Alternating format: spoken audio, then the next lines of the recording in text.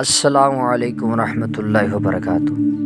آپ چینل دیکھ رہے ہیں سچ اسلام اور میں آپ کا میزبان محمد اقبال انجم۔ تو آج ہم گفتگو کر رہے ہیں اصحاب کہف یعنی کہ غار والے۔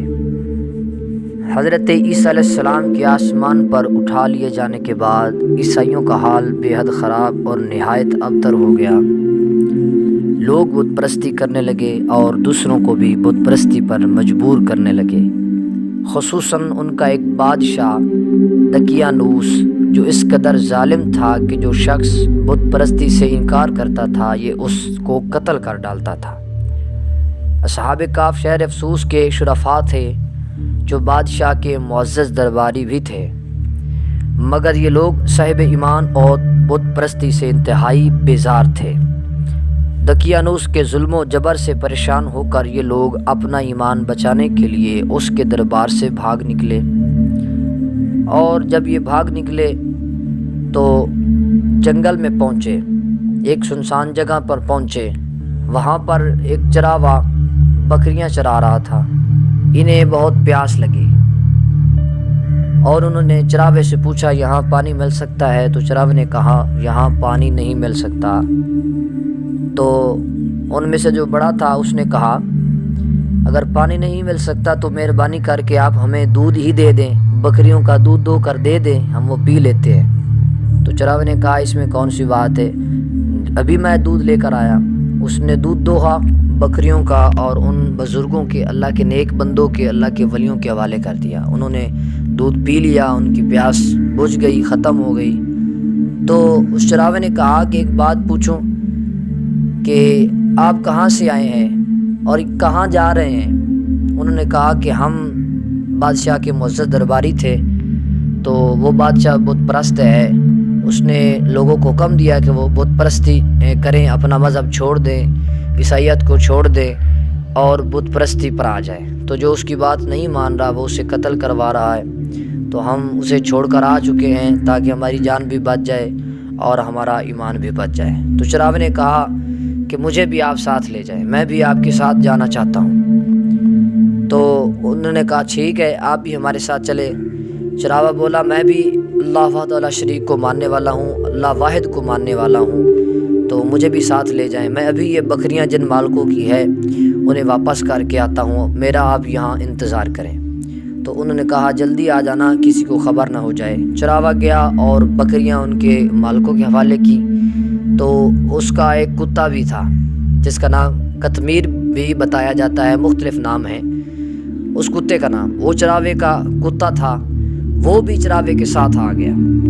جب وہ چراوے کے ساتھ آ گیا تو دوسرے نے کہا کہ اس اپنے کتے کو واپس چھوڑ کے آؤ، یہ تو ہمارے ساتھ نہیں جا سکتا، یہ اس کی فطرت ہے بھونکنا، جب یہ کاٹے گا بھونکے گا تو ہمارا پتہ چل جائے گا، ہم پکڑے جائیں گے۔ تو اس چراوے نے کتے کو پتھر مارا، حالانکہ پتھر اس کتے کو لگا تو چاہیے تھا وہ کتا چلا جاتا، لیکن جو ہی اسے پتھر مارتے وہ اور زیادہ قریب ہوتا۔ تو چراوا بولتا کہ تمہاری وجہ سے ہم پکڑے جائیں گے، تم واپس چلے جاؤ۔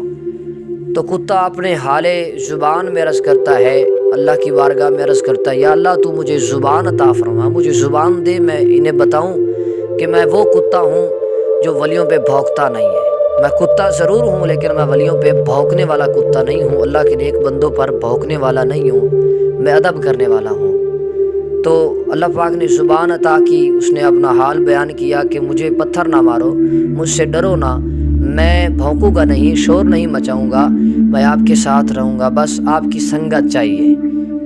تو یہ کتا ہے جس نے کوئی نماز نہیں پڑھی ہے، شریعت کا مکلف نہیں ہے، لیکن اللہ کے نیک بندوں کا ادب کرنے کی وجہ سے، اللہ کے ولیوں کی صحبت کی وجہ سے اس کو قیامت کے دن یہ انعام ملے گا کہ اللہ رب العزت اس کو جنت عطا کرے گا۔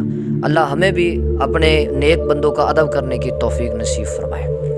تو یہ کتا بھی ان کے ساتھ آ گیا۔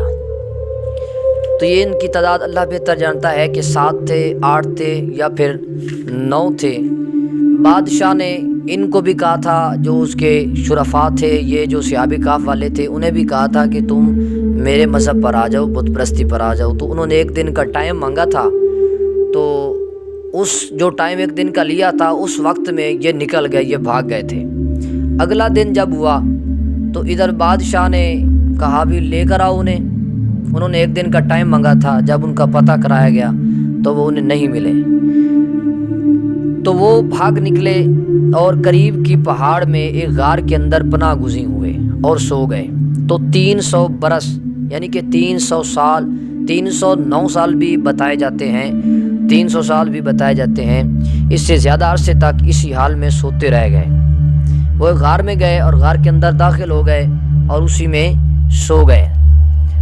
کتا جو تھا ان کی پہراداری کے لیے ان کے ساتھ چلا آیا اور دونوں پاؤں بچھا کر، اس کتے کا ذکر قرآن میں بھی ہے، انشاءاللہ آگے آئے گا، تو کتا بھی اپنے پاؤں بچھا کر ان کی چوکھٹ پر، اللہ کے ولیوں کی چوکھٹ پر بیٹھا رہا۔ دقیانوس نے جب ان لوگوں کو تلاش کرایا، اس کو معلوم ہوا کہ یہ لوگ غار کے اندر ہیں، تو وہ بے حد ناراض ہوا اور فرط و غیظ و غضب میں یہ حکم دے دیا کہ غار کو ایک سنگین دیوار اٹھا کر بند کر دیا جائے تاکہ یہ لوگ اسی میں رہ کر مر جائیں اور وہی غار ان لوگوں کی قبر بن جائے۔ مگر دقیانوس نے جس شخص کے ذمہ یہ کام لگایا تھا وہ شخص بہت ہی نیک تھا اور صاحب ایمان آدمی تھا۔ اس نے اصحاب کہف کے نام، ان کی تعداد اور ان کا پورا واقعہ ایک تختی پر کنندہ کرا کر تانبے کے صندوق کے اندر رکھ کر دیوار کی بنیاد میں رکھ دیا اور اسی طرح ایک تخت شاہی خزانے میں بھی محفوظ کرا دی۔ کچھ دنوں کے بعد دقیانوس بادشاہ مر گیا، سلطنت بدلتی رہی، یہاں تک کہ ایک نیک دل اور انصاف پرور بادشاہ جس کا نام بیدروس تھا تخت نشین ہوا، جس نے 68 سال تک بہت شان و شوکت کے ساتھ حکومت کی۔ اس کے دور میں مذہبی فرقہ بندی شروع ہو گئی اور بعض لوگ مرنے کے بعد اٹھنے اور قیامت کا انکار کرنے لگے۔ قوم کا یہ حال دیکھ کر بادشاہ رنج و غم میں ڈوب گیا اور وہ تنہائی میں ایک مکان کے اندر بند ہو کر خداوند قدوس عز و جل کے دربار میں نہایت بے قراری کے ساتھ گریہ زاری کر کے دعائیں مانگنے لگا، یا اللہ عز و جل کوئی ایسی نشانی ظاہر فرما دے تاکہ لوگوں کو مرنے کے بعد زندہ ہو کر اٹھنے اور قیامت کا یقین ہو جائے۔ بادشاہ کی یہ دعا مقبول ہو گئی اور اچانک بکریوں کے ایک چراوے نے اپنی بکریوں کو ٹھہرانے کے لیے اسی غار کو منتخب کیا۔ وہ چراوا بکریاں چراتے ہوئے اس غار کے سامنے آیا تو اس نے کہا دھوپ سے بچنے کے لیے کبھی بارش بھی آ سکتی ہے، ہوائیں بھی تیز چلتی ہیں، تو میں اپنی حفاظت کے لیے اس غار کا دروازہ کھول دیتا ہوں، منہ کھول دیتا ہوں تاکہ میری بکریاں اور میں ہر قسم کی پریشانی سے محفوظ ہو جائیں۔ یہی بات سوچ کر اس نے کیا کیا، اس نے یہ کیا کہ دیوار کو گرا دیا۔ وہ جو بند کی ہوئی تھی، دیوار نے غار کو بند کیا ہوا تھا، اس نے دیوار کو گرا دیا۔ دیوار گرتے ہی لوگوں پر ایسی ہیبت دہشت سوار ہو گئی کہ دیوار گرانے والے لرزہ بندرام ہو کر واپس سے وہاں بھاگ گئے اور اصحاب کہف بحکم الہی اپنی نیند سے بیدار ہو کر اٹھ بیٹھے اور ایک دوسرے سے سلام و کلام میں مشغول ہو گئے، نماز بھی ادا کر لی۔ جب ان لوگوں کو بھوک لگی تو ان لوگوں نے اپنے ایک ساتھی یملیخا سے کہا تم بازار جا کر کچھ کھانا لاؤ۔ جب اس نے دیوار گرائی تھی چراوے نے تو اتنی دہشت آئی کہ کوئی بندہ اندر داخل نہ ہو سکا، وہ چلے گئے۔ جو ہی وہ نکلا پیچھے سے اللہ پاک نے انہیں نیند سے بیدار کر دیا، وہ صحابہ کہف بیدار ہو گئے۔ جب بیدار ہو گئے تو ایک دوسرے سے کلام کرنے میں، باتیں کرنے میں مشغول ہوئے۔ نماز کا وقت ہوا، نماز بھی پڑھ لی تو ان کو بھوک لگی تو انہوں نے اپنے ایک ساتھی یملیخا سے کہا تم بازار جا کر کچھ کھانا لاؤ اور نہایت خاموشی سے یہ بھی معلوم کرو کہ دقیانوس ہم لوگوں کے بارے میں کیا ارادہ رکھتا ہے۔ یملیخا غار سے نکل کر بازار گئے اور یہ دیکھ کر حیران رہ گئے کہ شہر میں ہر طرف اسلام کا چرچا ہے اور لوگ اعلانیہ حضرت عیسیٰ علیہ السلام کا کلمہ پڑھ رہے ہیں۔ یملیخا یہ منظر دیکھ کر میں حیرت ہو گئے کہ الہی یہ ماجرا کیا ہے کہ اس شہر میں تو ایمان و اسلام کا نام لینا بھی جرم تھا، آج یہ انقلاب کہاں سے اور کیوں کر آ گیا۔ پھر یہ ایک نان بائی کی دکان پر کھانا لینے گئے اور دقیانوسی زمانے کا روپیہ دکاندار کو دیا جس کا چلن بند ہو چکا تھا، بلکہ کوئی اس سکے کا دیکھنے والا بھی باقی نہ رہ گیا تھا۔ دکاندار کو شبہ ہوا کہ شاید اس شخص کو کوئی پرانا خزانہ مل گیا ہے۔ چنانچہ دکاندار نے ان کو حکام کے سپرد کر دیا، یعنی کہ حکومت کے سپرد کر دیا۔ حکام نے ان سے خزانے کے بارے میں پوچھ گچھ شروع کر دی اور کہا، بتاؤ خزانہ کہاں ہے؟ یملی خان نے کہا، کوئی خزانہ نہیں ہے، یہ ہمارا ہی روپیہ ہے۔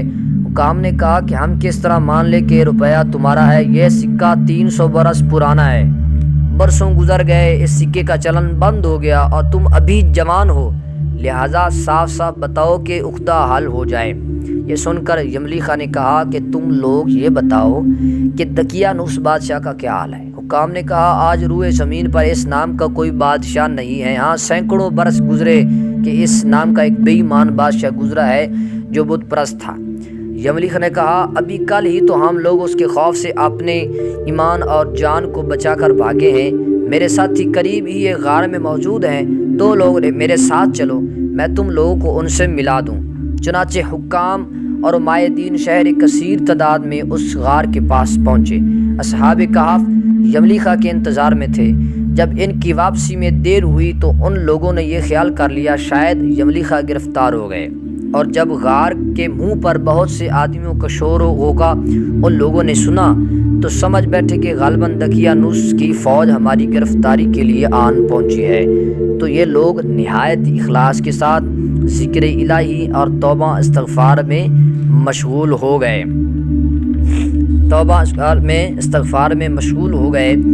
حکام نے غار پر پہنچ کر تانبے کا صندوق برآمد کیا اور اس کے اندر سے تختی نکال کر پڑھا تو اس تختی پر صحابہ کہف کا نام لکھا تھا، اور یہ بھی تحریر تھا کہ یہ مومنوں کی جماعت اپنے دین کی حفاظت کے لیے دقیانوس بادشاہ کے خوف سے اس غار میں پناہ گزین ہوئی ہے۔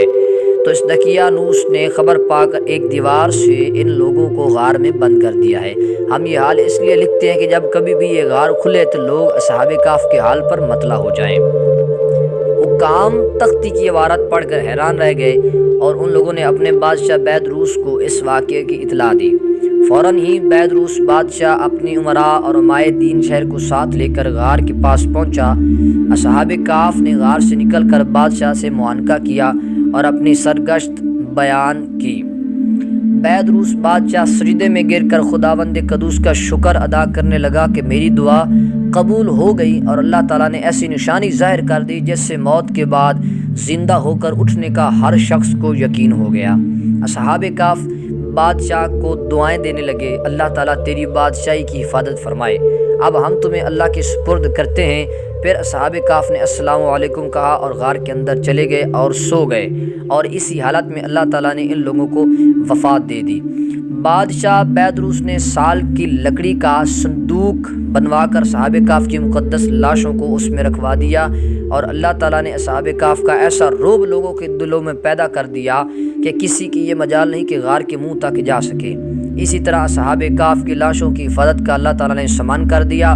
پھر بیدروس بادشاہ نے غار کے منہ پر ایک ایسی مسجد بنوا دی اور سالانہ ایک دن مقرر کر دیا کہ تمام شہر والے اس دن عید کی طرح زیارت کرنے کے لیے آئیں۔